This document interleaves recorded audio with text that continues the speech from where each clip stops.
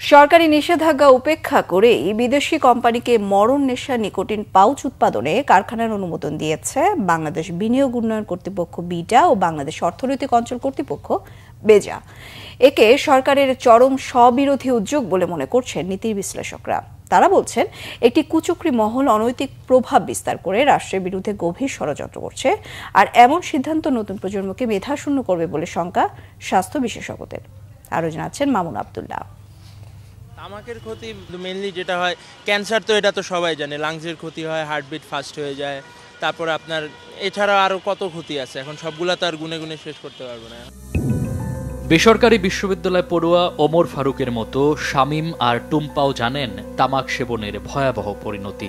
তাদের মতো রিকশা চালক কবির আর শাহাদাত ওসমানও জানেন প্রাণঘাতী এই নেশার কুফল, তবুও মানেন না কেন? এটা খাওয়া ধরলে সহজ, আগে ছাড়াও যায় না, আস্তে আস্তে চেষ্টা করলে ছাইড়া দিন না। আমি চাই না যে অন্য কেউ খাক, কারণ আমি নিজে খাই, এটা তো ক্ষতিকর। টোবাকো এটলাসের এক প্রতিবেদনে দেখা যায় দেশে প্রতি বছর 1,61,000-এর বেশি মানুষ মারা যায় শুধু তামাকজনিত রোগে, যা প্রতিদিন গড়ে প্রায় 441 জন, যেখানে প্রতি বছরে এর চিকিৎসা ব্যয় যোগাতেই দরিদ্র হতে হয় প্রায় 4 লাখ মানুষকে। সরকারি হিসেবে এই খাত থেকে 2024-25 অর্থ বছরে 40,000 কোটি টাকা রাজস্ব আয় দেখানো হলেও এর স্বাস্থ্য ও পরিবেশগত ক্ষতির পরিমাণ দ্বিগুণেরও বেশি, প্রায় 86,000 কোটি টাকা।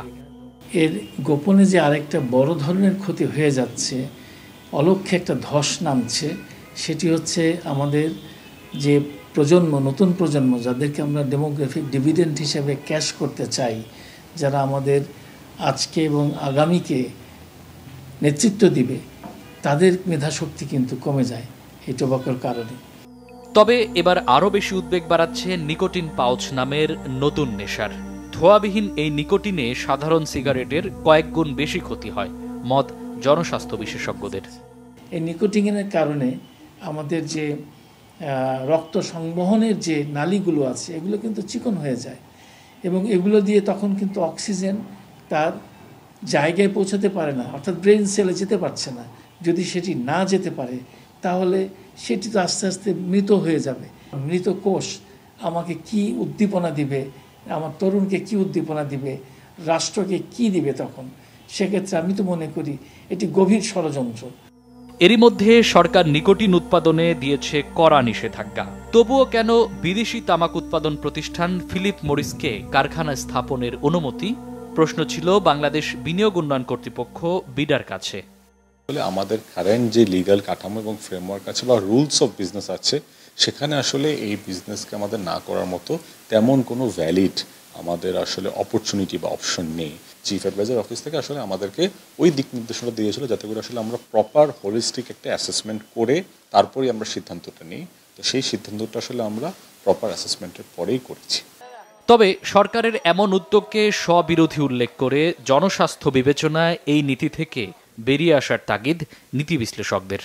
নিকোটিন পাউচ বলি বা এই ধরনের কারখানা যেন না হয়, সে ব্যাপারে একটা নির্দেশনা আছে।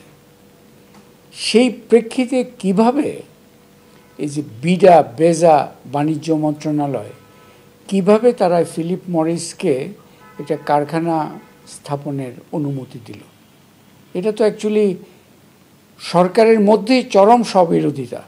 জনস্বাস্থ্যকে গুরুত্ব দেওয়ার নীতিকে সর্বোচ্চ প্রাধান্য দেওয়ারও পরামর্শ এই বিশ্লেষকের।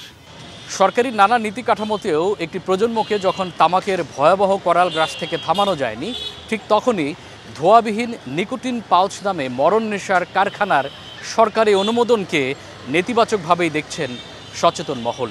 তাই বিশেষজ্ঞরা বলছেন, সরকারি আইন শুধু কেতাবে নয়, এটি যদি বাস্তবায়ন না হয় তাহলে পরবর্তী আরও একটি প্রজন্ম ধ্বংসের দ্বারপ্রান্তে যাবে। মামুন আবদুল্লাহ, বাংলা ভিশন, ঢাকা।